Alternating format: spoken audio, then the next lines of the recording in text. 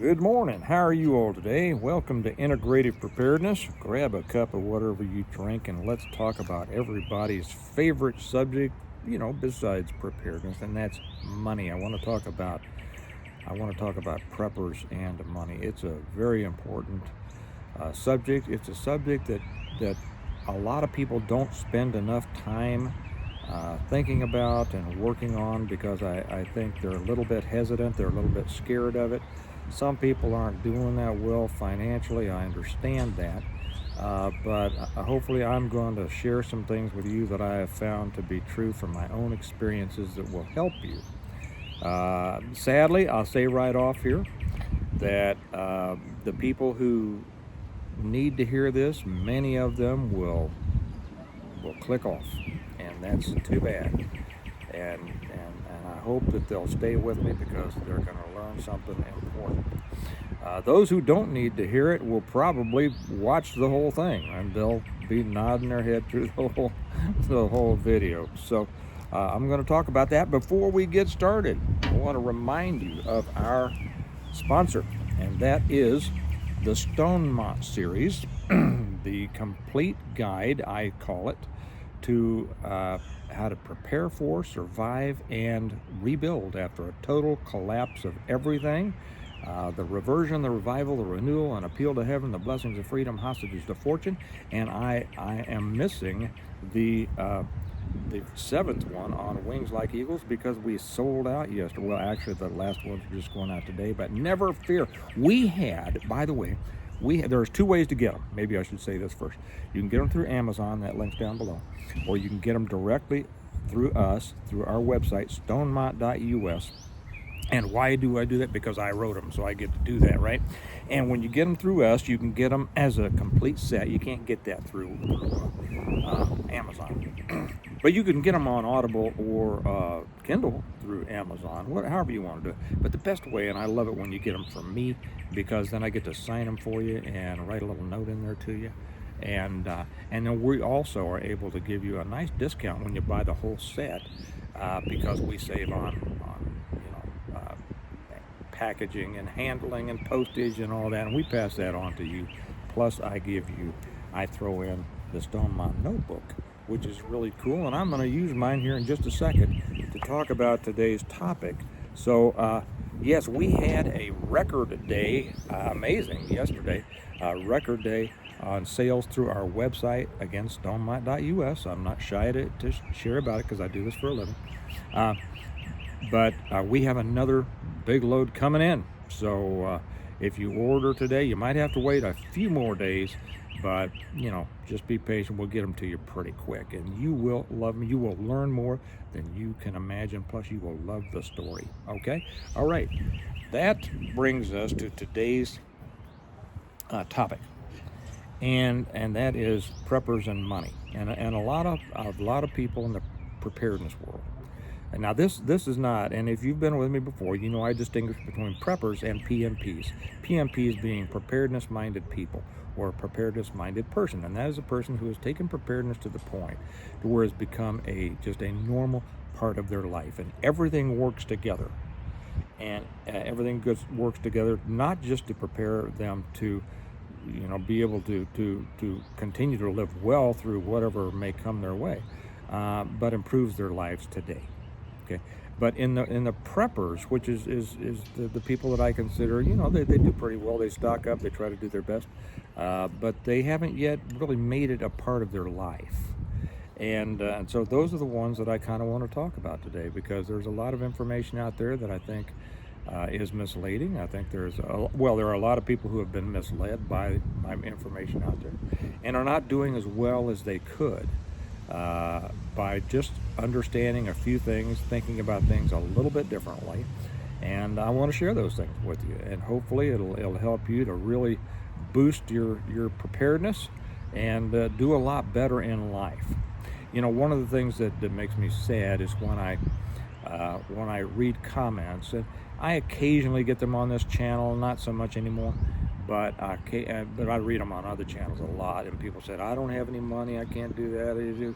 It's all I'm ready for the world to come to an end, and blah blah blah. And I think that is so that is too bad. That is really sad, and it doesn't have to be that way, because anybody can do something to improve their situation. Anybody, and right now, if you're shaking your head and saying not me, I'm going to say yes, you can do it. Okay, you can do something, and it depends on what you're willing to do. To be real honest, what you're willing and able to do. Ready, willing, and able. And a lot of people, are able, but they never use those abilities because they're not willing and they're not ready. Okay. Anyway, I had a comment, and I wanted to start with this, and I want to explain the difference between investing and income. And too many preppers think about investing, whether it's in rice and beans or ammo and guns or gold and silver, precious metals and things like that, and they're not as concerned with income. A lot of retirees are to the point where they think, well, okay, I'm retired now. I've stopped making money, and now I'm gonna live off the my investments or whatever. If you got a 401k or whatever it is like that. And a lot of people can't do that, but too few people consider the importance of continuing to generate income. That's what I want to talk about, and you can do it.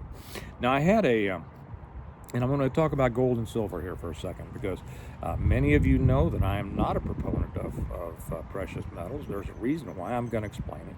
But I had a comment the other day, and I tried to go back and find it. I couldn't find it. Maybe he took it off. I don't know, because I responded and I told him why I disagreed with his position, and so he might have said, "Well, I'm taking my comment off." I left it up there so other people would learn to see my response as well as his comment. And maybe I just couldn't find it. Maybe it's still there, and I just don't know. I don't know.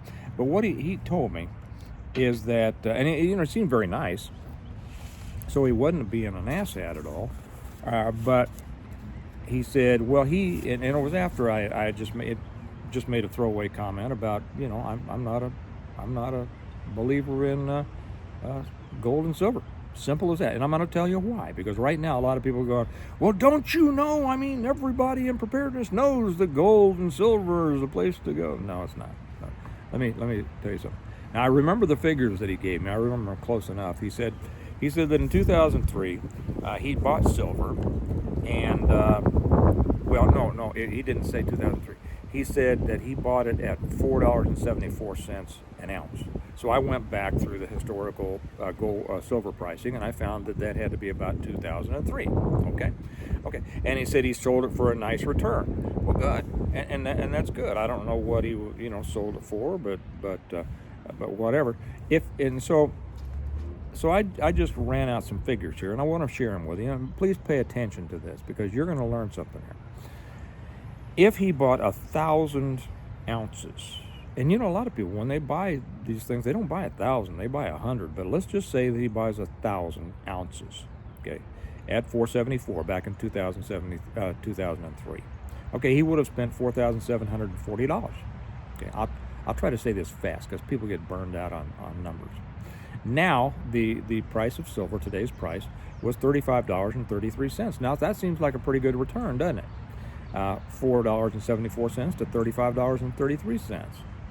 Pretty good, right? Well, you have to understand that's over 22 years. Now, ask yourself, is that really a good return? So he went from $4,740 to $35,330. That's if he bought 1,000. If he just bought 100, which a lot of people, they buy 100 ounces and think, oh, they're good. Well, he only would have had $474 that he spent, and he'd only have $4,740 now. Okay, so that's it.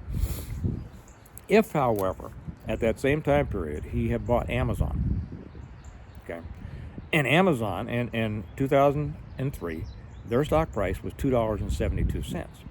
If he had bought 1,000 shares of Amazon, now stick with me, because there are going to be some people in the preparedness world that just won't listen to this, because they don't want to listen to it. They want to hang on to what they've always been told and what they've chosen to believe. And I'll be real honest. I don't mean to be unkind. but they are destined for failure. You really are. Okay, so let me go back to this. Amazon in 2003, same time period, this guy apparently bought his silver, was $2.72. If he'd bought 1,000 shares of Amazon, he would have only spent $2,720 instead of $4,740. And now it's going, yesterday's close was $201.36. So if it would now be worth, and it fluctuates. Matter of fact, I think I did see a script. It's running about 198. It doesn't matter. We'll use yesterday's close. 201.36. Those 1,000 shares would now be worth $201,000 and $360. Okay, $201,360. Now he said, and he was correct in this. He says, "Well, my silver has gone up 7 times, 7.5 times actually." Amazon has gone up 74 times. Now, Amazon is one that has been successful, but it shows what the market does. Okay, it shows what the stock market does, and in almost every case, it will beat. The good ones always beat gold and silver, and some people will say, "Well, I don't want to take a chance on that. How do I know it's a winner or what's a loser?" And I had a friend who lost everything. Well, your friend probably was betting instead of investing, and you have to know what you're doing. But that means you have to put some thought into it. You have to study. You have to understand what's going on with the economy. And you don't have to be an economic genius in this. I tell this story, and be careful what you listen or what you believe that some economists tell you. I had a cousin who was a professor of economics at a major university, and we were talking one time, and you know what? She couldn't tell me how jobs were created. She could not tell me how jobs were created. Well, this is a long time ago. I'd already created a lot of jobs, and I explained it to her. You know what? She still didn't quite get it. She just couldn't believe it was that easy. Yeah, that's right. And she did tell me something funny. She said, Harry Truman had always said that he was looking for a one-armed economist, because every economist says, well, this, but on the other hand. Now let's go down to income as opposed to investment, okay? And you can do this. Everybody can find a way to generate income. Let's take one of the small businesses that I started. Okay, you probably know that we have a number of small businesses. I think that's the way to go, because diversification in your income streams is important, okay? In a minute, I'm going to tell you why you shouldn't pay off your house. How about that? No, Steve, that's totally wrong. That's totally false. Everybody that I hear tells me pay off my house. Well, okay, do it if you want to, but I'm going to give you another way to look at it. All right? Are you willing to consider another way? It's funny that, and I use this example a lot.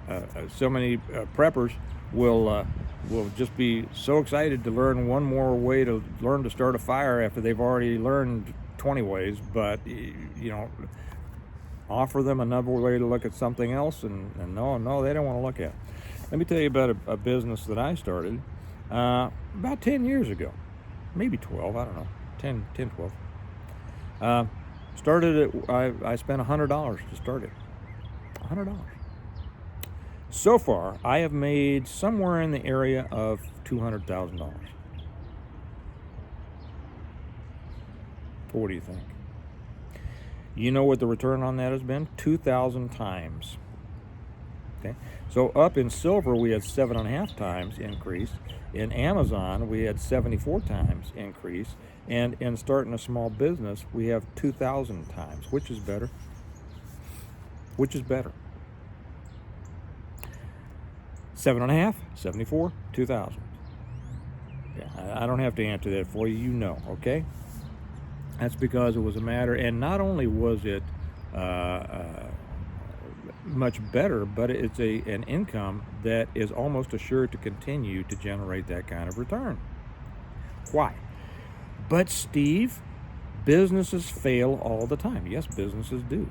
Businesses fail as a result of people not knowing what they're doing, making stupid choices, and being victimized by inflation and the economy and things like that. You have to find a business that you are not going to be that you're not going to be dependent on that. Now, let me give you an example of another business that we do. Many of you know we do Christmas lights, right? We hang Christmas lights. I started out doing that as just for fun, for some friends and some neighbors, and it's grown into a nice business. And it's nice that in about 2 or 3 months a year, we make an excellent bit of money.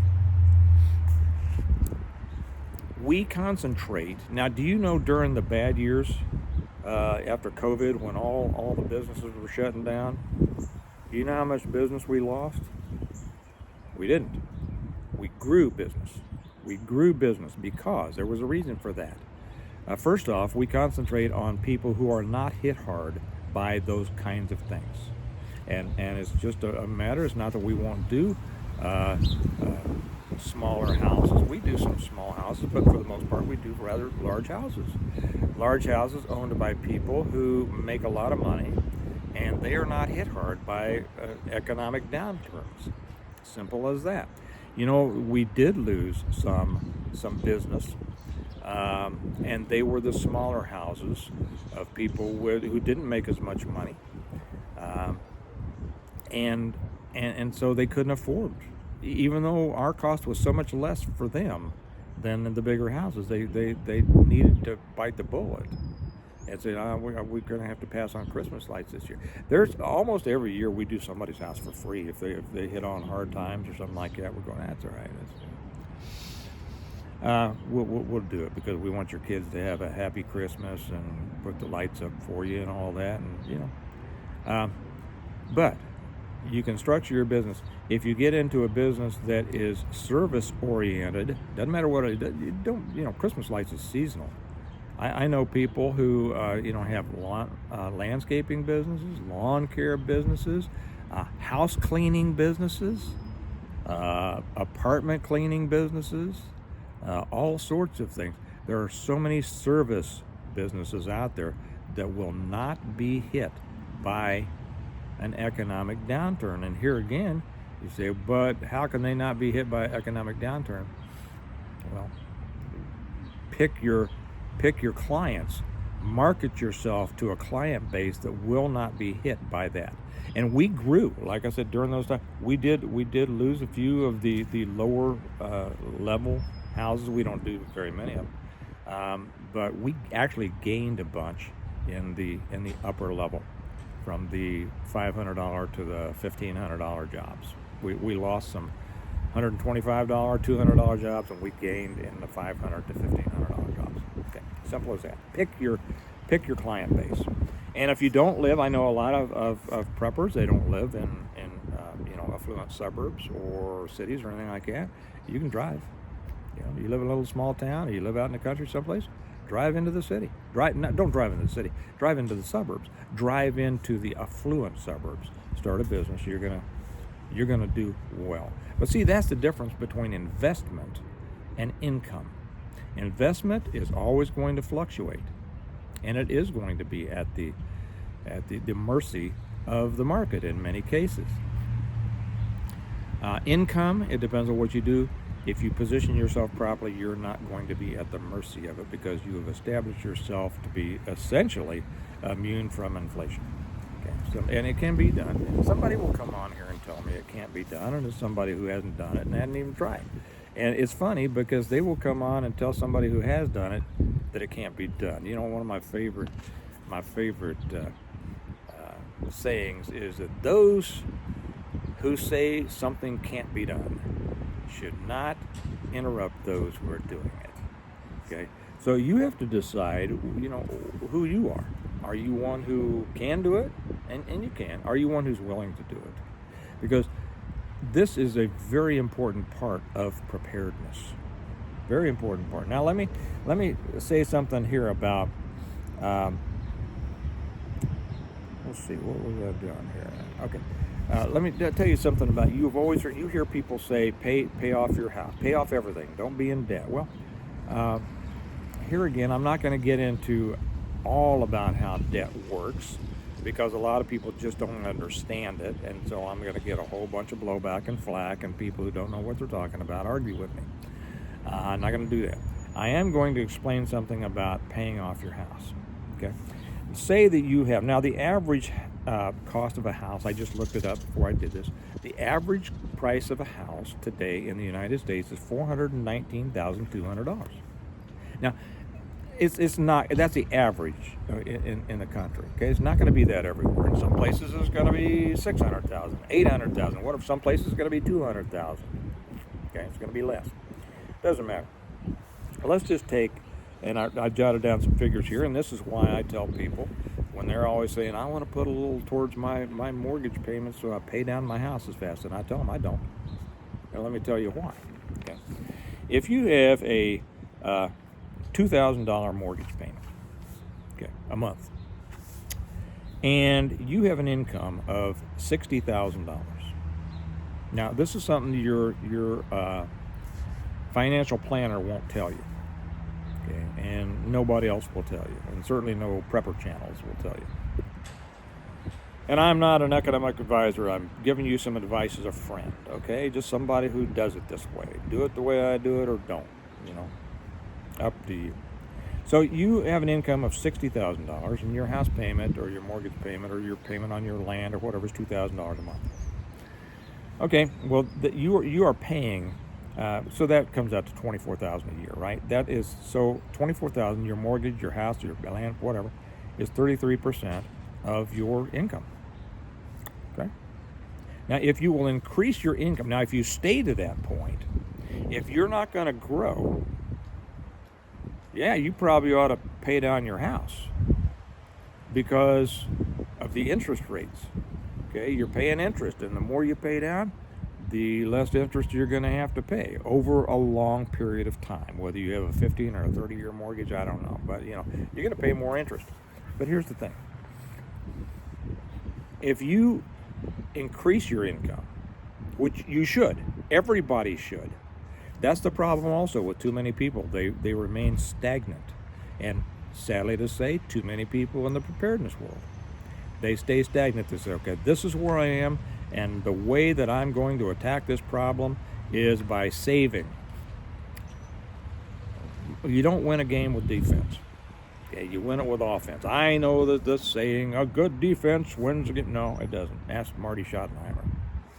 An offense. Taking it to it, taking responsibility, building you, going after it, putting points on the board, putting more dollars on your balance sheet. Okay, so if you increase your income, however many years it takes 3-4 years, up to $100,000. And right now I'm hearing people say, who's got that kind of money? I don't have that kind. Well, the people who do have made, and I don't mean this to sound unkind, I'm trying to help. The people who do made different decisions than you. See what I mean? You this is America. You can make any decision you want. You are living the result of the decisions you've made, and so are they.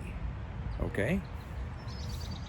And so the person who it does increase their income to $100,000 a year, okay? Now, guess what? Their mortgage payment, did it go up? No. Stays the same. But now they are only paying 20% of their income in their mortgage payment. Yes, but they're still paying interest. Well, if you're paying 12% interest, you're in a bad deal. But if you're paying 3% interest, like you ought to be, or less, not only is the percentage of your income that you're spending on your home going down, but your home is appreciating in value. Okay? Now I'm going to tell you something else about that in a minute, and I'll use my house as an example. If you continue to build, and you should, because how many people out there in preparedness continue to build their preparedness? Okay? More rice and beans, more this and that, more guns and ammo. Well, okay. Instead of that, increase your income by increasing your ways to have income. Small businesses, service industry, I don't care whether it's, Kelly, my wife, knew a guy who started a pooper scooper company years and years ago. Who's calling me? Oh, okay. Years ago, pooper scooper went around and advertised that he would pick up dog poop out of people's backyards, and that guy built a business you can't believe.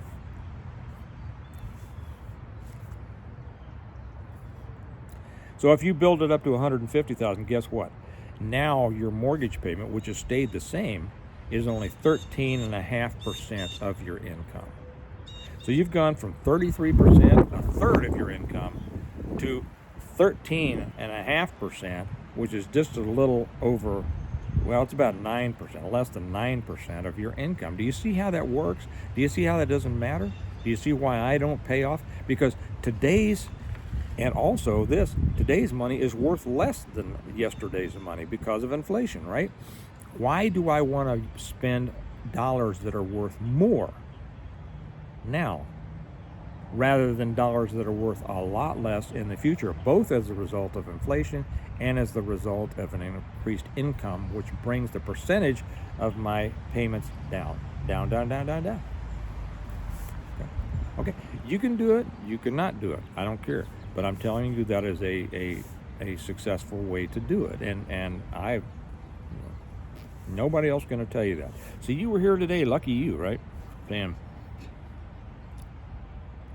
Steve told me. Now let me say one other thing too.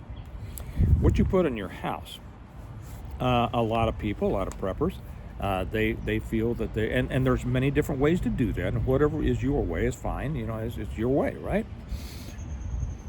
As you may know, I have a different way of doing a lot of things, right? And it's worked out very well because I depend on the good Lord to guide me, and I try to do what He tells me. Many people are in their forever home. I may be, I may not be. I don't know. We always have a plan B, and we have thought, as some of you know, we have considered moving down to a lake area, an area that we like very much, and we're waiting for another few years. People ask, Steve, why do you live in the suburbs? Well, one of the reasons is because my home is an investment, and it appreciates about 8% a year. It doesn't appreciate, houses don't appreciate 8% a year everywhere. As a matter of fact, some places they depreciate. You remember back in the big housing crisis, right? So many people were underwater, just walked away from their houses because they'd bought a house out in California for $600,000 and now it's worth $100,000. Okay. Well, see, that's again the importance of decisions. You have to make the right decisions. You have to buy in the right place. If you're using your house as not just a nice place to live, but an investment. So here we appreciate between 5 and 8%. So every year, my equity increases in my house, not just as a result of increased payments that I make, and each year the percentage of my house payments is a much smaller percentage than it was the year before of my total income, but as the result of normal inflation and appreciation. Okay, so my equity has increased. Now I'll get to the point, and one of the reasons that we have kind of a 5-year plan here is that if you live in a nice suburb and you have enough equity in your house, you will be able, even right now, you will be able to go to a small town or a rural area and buy an equal or even bigger, better house with land, with the equity. Well, I'll just say I could, okay? And most people could, to be honest, with land, cash. And then all of a sudden, you know what? You have no house payments. I'm debt free. See, but that's also how you use, if you buy real estate right, if you buy your home right, it becomes an investment. Now who's that guy that wrote Rich Dad, Poor Dad? He will say that your home's not an investment. Depends on what it is, where it is, and what you're using it for, so it can be. So those are the things to keep in mind, and that's very possibly what we are kind of looking at. And we might decide just to buy a second place down by the lake. I don't know. Just kind of depends on what we have going on at the time, what the kids are doing, and all that. But that's also something, I hear people say, well, if you move to the country, if you move where you're going to have to downsize, you're going to have to, get by with less. No, you don't. Not if you move from the suburbs or the city. You're going to have so much money in your equity, you're going to go down there and pay cash for something at least as good as you've got now, and probably better. You're going to have to pay cash, probably have some bucks in your pocket, and not have any mortgage payments. Okay. So anyway, those are the things that I would suggest. Concentrate on income. Don't play a defensive game. To an extent, preparedness is defensive, but you're going to do a lot better if you go on the offense. Okay, so develop income as opposed to just a hiding money. That's why I'm not a precious metals supporter. Simple as that. You want to do it? Go ahead.